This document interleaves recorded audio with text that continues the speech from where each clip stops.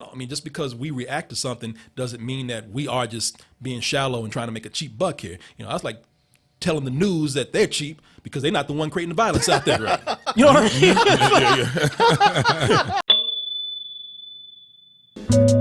Oh, one thing that always is fresh on Rotten Tomatoes is merch from DT.com. Yeah, we got to merge that over there. DTmerch.com, always fresh, always quality, always getting high ratings. And go over to DTmerch.com and get your black t-shirt, black cotton classic t-shirt with the white logo, and many other items we have there. Eventbrite and type in Double Toasted, or go to partydt.com. And that's going to be a whole weekend. If everything goes as planned, that's going to be a whole weekend of meet and greets, parties. We got the costume contest for you. We got the big show on Saturday, and I still want to try to feed y'all, do that brunch that went so well last year. I had a lot of fun with that. We're actually in the news. You know, people actually pay attention to us sometimes. Yeah. And I want to bring up something. And I want not to this show. And I want to. But this is actually pretty cool right here, man. Okay. This is something that I thought about, and I was so happy to see it brought up in an article today. And it was kind of cool that we were in that article.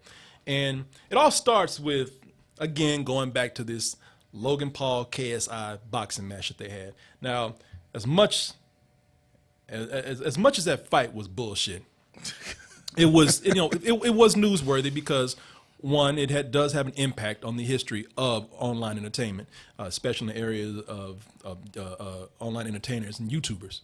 And the other thing was since we are on YouTube and we are digital entertainment, and a lot of people, we have a young audience that does follow this. It was noteworthy of the impact that it was going to have after it happened. Now the story that we did on this, we showed footage of the fight. Now we didn't show long parts of it on YouTube. We edited that segment down for YouTube. We actually cut the audio down and we just showed the footage. And we did try to keep to policy with that.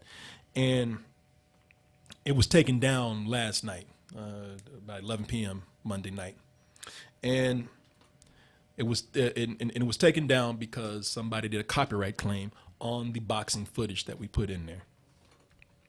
And I want to thank Polygon because here's an article right here. It's from Polygon.com.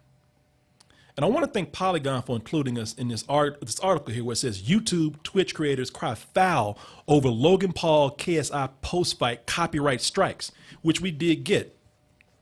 Because not only am I grateful for them bringing us into this article, which I'll show you how they did it a little bit later, but it does bring up a very good point, which is we need to ask, what the hell are the rules on fair use? We have all these rules that are being put into YouTube, and we still cannot figure out, when we are trying our best to abide by the rules, we get pinged for it, and we still don't know why. And they talk about a few other people who were talking about the same thing, but they were including this, and this is on Twitter. I believe Sammy put this up, and this is us going in. The video was already taken down. This is the Twitter clip that we took from our video, and Polygon was able to go in and use that as an example. And they say Double Toasted, a popular channel that hosts nightly streaming shows, also received a copyright strike for their conversation about the fight. And much like Ridgeway, another YouTuber who was talking about this and got the same treatment, got a copyright strike. The video included some footage of the fight spliced up intermittently with conversation in reaction to the event. A part of the video can be seen in Double Toasted's original cast below. And see, that's the reason why I want to play the video also, because we were able to go in and show you visually the things we were talking about. Sure. Martin was making some great points talking about how they were, telegraphing their punches and swinging wild, no jabs, arms down half the time.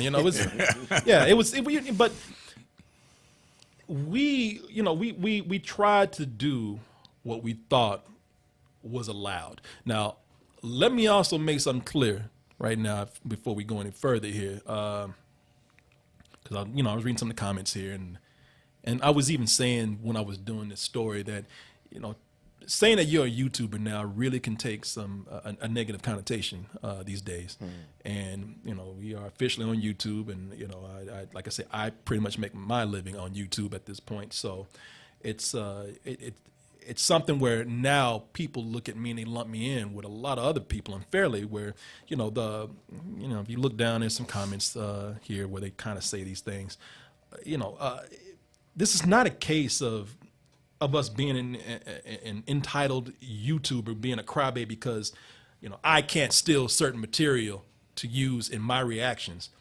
And by saying my reactions, meaning that I don't do any kind of creative thing, or we don't do any kind of professionalism here. We're trying to make a quick buck off of a more famous YouTuber so that we can dick ride their fame and their audience.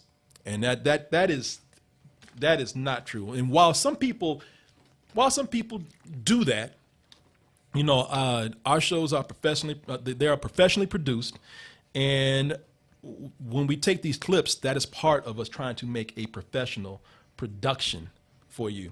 We are, we're talking about something that actually happened. Yeah, and that's the thing. People want to see the content when they listen or watch. If they're going to watch it, you want to see clips of what they're talking about. Sure. We present this not only in a professional way, but also in a creative way. I mean, what we do takes a lot of time, and I know that I put a lot of prep into these shows before we ever start streaming. It takes almost a whole day sometimes. And just because we react to something doesn't mean that we are just being shallow and trying to make a cheap buck here. I was like telling the news that they're cheap because they're not the one creating the violence out there, right? You know what I mean? News is news, man. Yeah. Why don't y'all make some news instead of just reporting? When you gonna shoot somebody? Yeah. Why don't you step up, goddammit? The point of saying get your ink. The point of trying to tout our professionalism is that we also bring that into our operations and how we present our content. We go out of our way to make sure that when we put up a video, that whatever video we're showing, we try to abide by the rules, mainly the rules of fair use. Fair use saying that you are allowed to use certain material for the use of commentary or critique under a certain amount of time. I have heard different times. I heard anywhere from 15 to 20. We go 10, sometimes 12. We try not to push it past 15. Yeah. And and that is something that we are very conscious of all the time.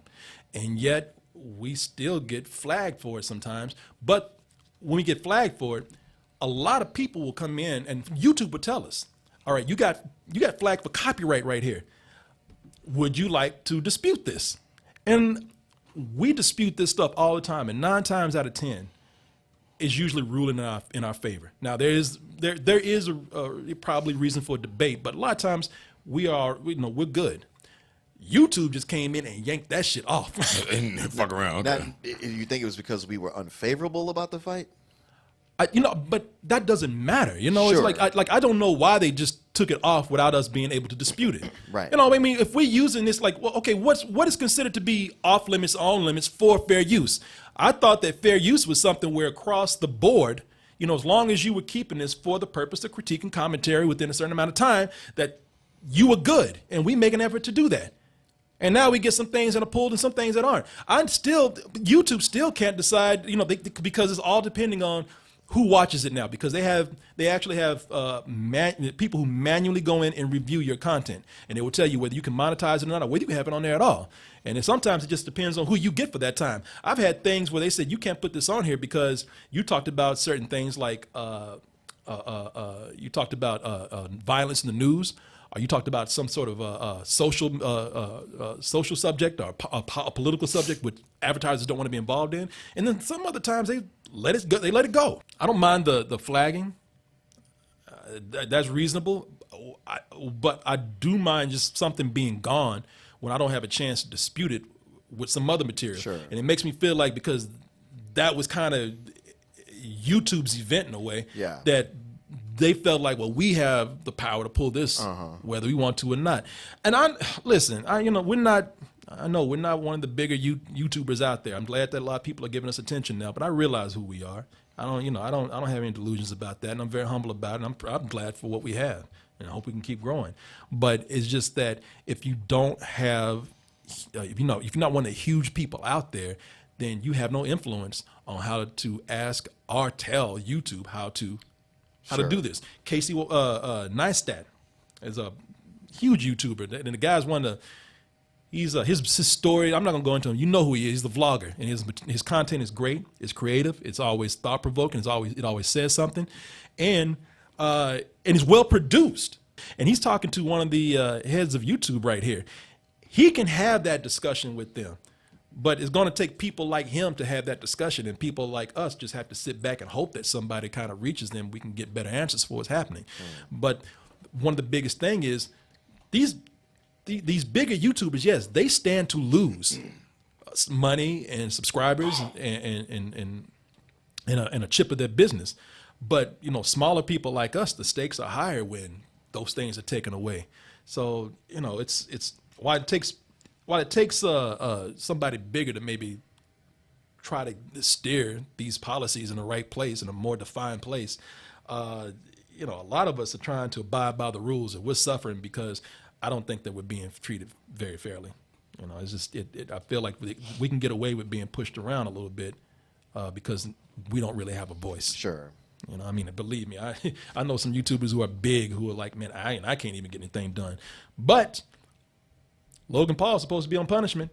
but hey, his event is being touted as a huge YouTube event, one of the biggest ever, because it works for them.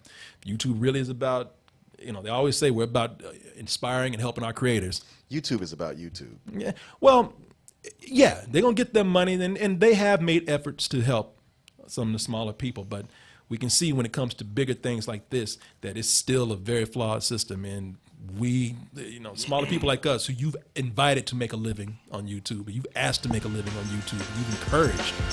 Now there are certain things you can do that really hurt.